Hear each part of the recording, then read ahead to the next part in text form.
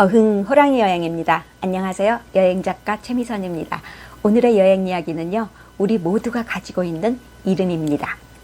자, 부모님이 정해주는 이름은 이 세상에 태어나면서 받는 소중한 첫 선물입니다. 그런데 응답하라 1988에서 덕선이가 징징 울면서 언니는 보라, 동생은 노을인데 왜 나만 촌스럽게 덕선이냐고 외치던 장면이 떠오르네요. 또 내 이름은 김삼순에서 삼순이도 그 이름이 너무 싫어서 법원에서 바꾸려다가 실패한 후에 택시 안에서 질금질금 우니까 운전기사가 삼순이만 아니면 되지 뭐 염장 지르던 장면도 생각납니다. 하지만 이렇게 자발적인 게 아니라 우리 민족 전체가 강제로 이름을 바꿔야 했던 상황이 있었는데요. 바로 일제강점기 때 벌어진 창씨 개명이랍니다. 그와 관련된 여행지는 순창인데요.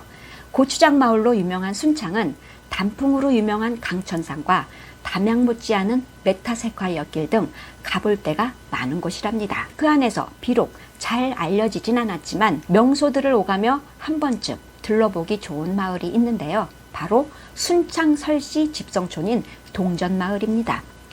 대숲과 어우러진 풍광이 제법 운치 있는 이곳엔 마을처럼 잘 알려지지 않은 항일 애국지사 설진영 선생의 흔적이 남아있는데요. 명성황후가 시해되자 의병 활동에 앞장섰고 한일 합병 후엔 고향으로 내려와 후학을 가르치다 일제의 창씨 개명의 항거에서 스스로 목숨을 끊은 분이랍니다. 사실 1910년 한일 합병 이후 일본인들은 오히려 식민지 조선인들이 행여 이름을 일본식으로 바꿀까 싶어서 촉각을 곤두세웠었답니다. 외모만으로는 분간하기 힘든 상황에서 조선인이 이름을 바꾸고 1등 국민인 자신들처럼 행세하는 게 싫었기 때문이랍니다. 때문에 초대 총독인 데라우치 마사다케는 조선인이 일본식 이름을 쓰는 걸 엄격하게 금지했다는데요. 그럼에도 일부 골수 친일파들은 일본에 충성한답시고 개명 신청을 냈다가 보기 좋게 퇴짜 맞았답니다. 그랬던 일제가 이름으로 그토록 차별하고 싶어 했던 방침을 깨고 슬금슬금 개명카드를 꺼내든 건 조선인들이 필요했기 때문입니다. 1941년 하와이를 건드리는 태평양 전쟁을 앞두고 사정이 급해지자 조선은 이제 식민지가 아닌 온전한 일본이라며 창씨 개명을 선포한 겁니다.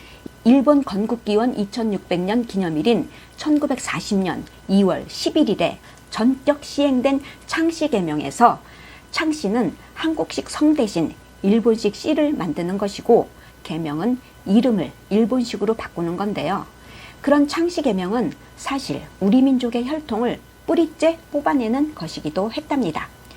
일제는 시행일로부터 6개월 안에 씨를 만들어서 반드시 신고할 것을 명했던 반면 개명은 개인의 자유지만 재판소 허가를 받아야 했답니다. 시행 당일 총독부 기관지 매일신보는 오늘은 영광스런 창씨의 날이라는 제목으로 조선인에게 일본인과 동등한 권리를 주는 관대한 조치니 뭐니 하면서 일본씨를 뿌리려 했지만 조선인들 반응은 시큰둥해서 시행 첫 달 신고자는 고작 0.4%였고 신고기간 절반이 넘은 5월엔 10%를 간신히 넘겼다네요. 결혼하면 남편 씨를 따르고 대릴 사위는 아내 씨를 따르는 일본과 달리 혈연을 중시하는 조선에선 피 한 방울 섞이지 않은 며느리나 사위성도 존중하는 판국에 성을 바꾼다는 건 조선인에게 치욕이었기 때문입니다.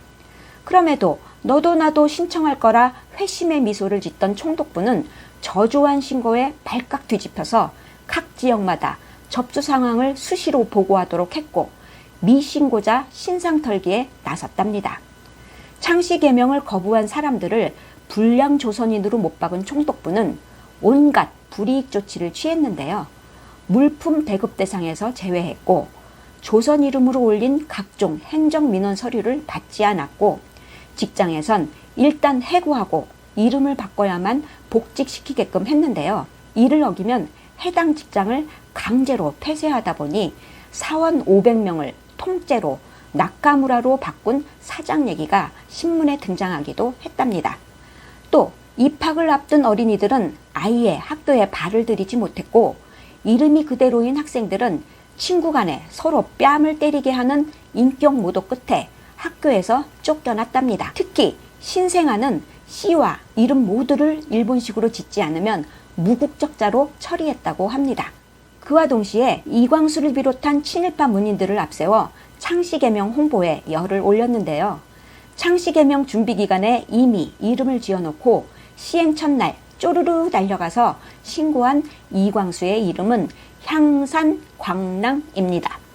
일본 초대 천황이 즉위한 곳으로 가장 신성시대는 향구산에서 향산을 따와 씨로 삼고 끄트머리에 일본 남자를 상징하는 랑을 붙인 것으로 4글자 중 본래 이름은 광자뿐이랍니다.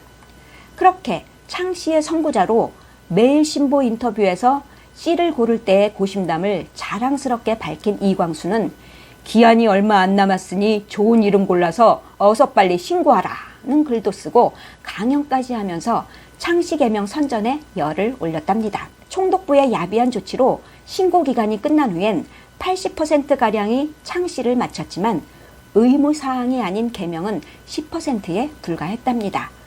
친일파들은 감지덕지하며 재빨리 바꿨지만 대부분은 어쩔 수 없이 바꿨기에 마지막 달에 집중적으로 몰렸던 겁니다. 이때 가장 바빴던 곳은 각 집안의 종친회였는데요. 피할 수 없는 창씨를 두고 집안 어르신들이 모여 회의한 끝에 조상 대대로 이어온 성, 즉 자신들의 뿌리를 어떻게든 남겨두기 위해 애를 썼다네요. 전주인 씨 집안은 조선왕과 뿌리를 내세워 국본, 궁본을 씨로 삼았고 김 씨는 본래 김씨라는 의미인 근본을 썼고 장씨, 정씨 경우는 글자를 갈라서 장궁, 전내를 써서 성을 은밀하게 간직했고 성이 2글자인 남궁은 그럭저럭 일본시와 비슷해서 그대로 썼음에도 창씨인 줄 알고 그냥 넘어갔답니다. 반면에 그런 창씨 개명에 대한 반감으로 일본을 조롱하거나 기발한 재치가 담긴 이름으로 역공을 펼친 이들도 많았답니다. 전병하라는 사람은 농을 덧붙여 전농병하라고 신고했다가 경찰서로 끌려갔는데요. 이것을 일본식으로 읽으면 덴노헤이카라는 것으로 한자는 다르지만 발음이 천황폐하와 비슷했기 때문이랍니다. 또 창씨개명을 실시한 미나미지로 총독 이름을 겨냥해 미나미타로라고 지은 이도 있었는데요. 일본에선 보통 장남에겐 태랑, 차남에겐 차랑을 붙였기 때문에 미나미지로 형님이란 의미라서 퇴짜 맞았다네요. 그런가 하면 덴노조쿠 미나고로시로, 쇼와 보타로 같은 이름도 되냐며 총독부로 엽서를 보낸 이도 있었다는데요. 이는 각각 천황족을 몰살하는 남자, 히로히토 왕을 죽일 대장부라는 뜻이랍니다. 그러니 실제로 그런 이름을 지으면 살아남기 힘드니까 조롱엽서로 대신한 겁니다. 특히 조선인은 성을 갈면 개새끼라 하여 그와 관련된 이름이 유독 많았다고 합니다. 본래 이름이 석두였던 이는 개새끼 석두란 이름을 제출하며 분노를 표출하다가 징역형을 받았고 어떤 이는 개새끼 된 당군 자손이라며 견자, 웅선 이름을 제출했다가 퇴짜 맞았고 개똥이나 먹어라 라는 의미인 견분시기를 냈다가 문책당한 이도 있었답니다. 당시 인기 개그맨이었던 신불출의 창씨개명은 현전우일인데요. 이 한자를 세로로 붙였으면 축생이 되는데요. 일본에서 축생은 칙쇼라고 해서 이런 빌어먹을 짐승만도 못한 놈이라는 욕이랍니다. 그러니 역시나 퇴짜 맞은 신불출이 다시 지은 이름은 강원야원인데요. 그 발음이 에헤라 노아라로 될 대로 되라는 일본식 추임새였다는 그의 일화는 드라마 야인시대에도 나왔답니다.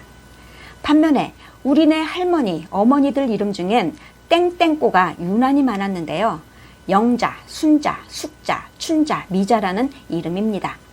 동네마다 한꺼번에 몰린 창씨개명 창고에서 어떻게 바꿀지 모르는 시골 사람들을 상대로 면석이들이 제멋대로 붙이다 보니 여성들은 일본 여자들이 흔히 쓰는 꼬를 붙여 영자, 순자, 숙자, 춘자, 미자가 된 겁니다. 성만 다를 뿐 이름이 똑같은 2명의 하루꼬, 3명의 후미꼬, 7명의 A꼬를 부르던 선생님이 짜증나서 출석부를 덮어버린 것을 포함해서 한편의 블랙 코미디 같은 창씨 계명에 얽힌 이야기는 조정래 소설 아리랑에서도 세세하게 언급되어 있습니다. 해방 후에 이광수는 창씨 계명한 모두가 친일파라는 궤변을 늘어놓았지만 첫날 쪼르르 달려가서 한 사람과 자식들 먹여 살리기 위해 공부시키기 위해 어쩔 수 없이 한 사람하고는 엄연히 다른 거죠. 창씨를 안 하면 퇴학시키겠다는 통보를 받고 학교에서 돌아온 자식이 엉엉 울자 어쩔 수 없이 아이 이름을 바꾸고 조상님 볼 면목이 없다며 1940년 5월 19일에 돌을 안고 우물로 뛰어든 이가 바로 설진영 선생인데요. 자식 이름을 지켜주지 못해서 목숨을 끊은 의병 출신 선생에겐 1991년에 건국훈장 애국장이 추서됐답니다. 덕선이나 삼순이처럼 지금도 자기 이름에 불만이 많은 사람들도 있을 텐데요. 그래도 부모님이 정성껏 지어주신 이름들이니 감사하게 받아들이시고 무엇보다 그 이름에 먹칠하지 않고 사는 게 자식된 도리 아닐까요? 오늘 얘기 끝. 이제 구독, 좋아요, 알림, 호랑이가 부탁해요. 어흥.